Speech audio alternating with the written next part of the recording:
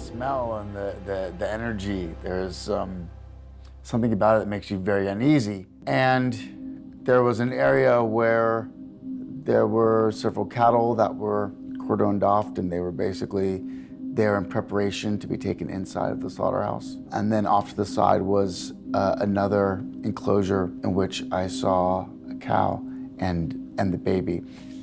And the baby, the calf, seemed, understandably, almost kind of frozen in fear. And so to see this calf so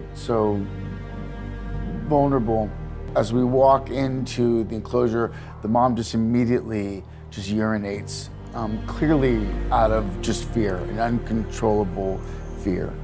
So you really get a sense of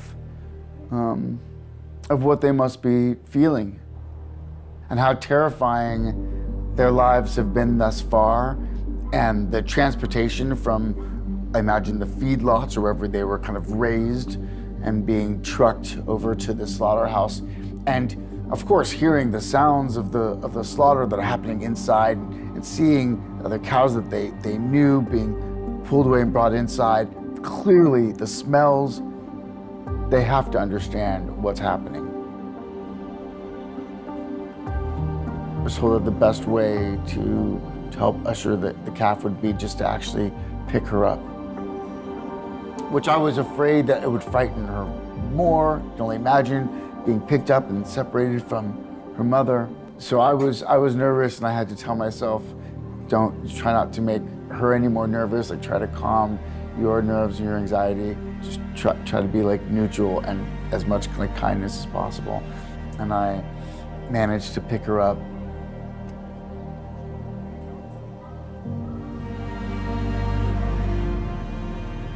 So there was this great relief in knowing that they had been rescued from this factory of death, that they'd been rescued from imminent slaughter.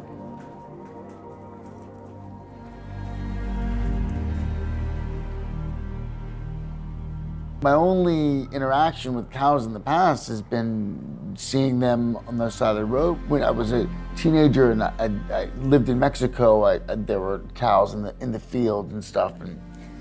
But I'd never been close to any. And so I went in the enclosure, and I was so surprised at how at ease they were with us and how welcoming.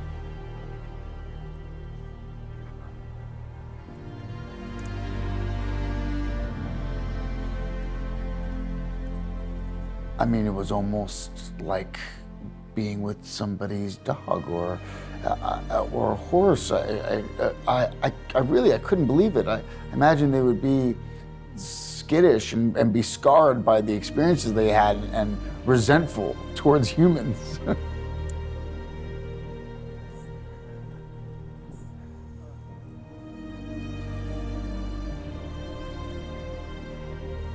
But I was surprised that they weren't, and there was a warmth and an intelligence in their eyes. I don't even know if it's intelligence. I dislike the whole idea of my standard of intelligence that I put on them. I don't know what they have. All I know is that there was clearly a unique soul in there.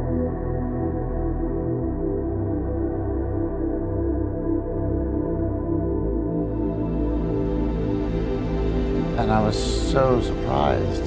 There was no way that she would have come up to me when we first met her. And yet here now, feeling the safety of this place, knowing that these humans had been there to care for her and the other cows. She came up with curiosity. I don't know if she trusted me or what, but she didn't feel scared of me.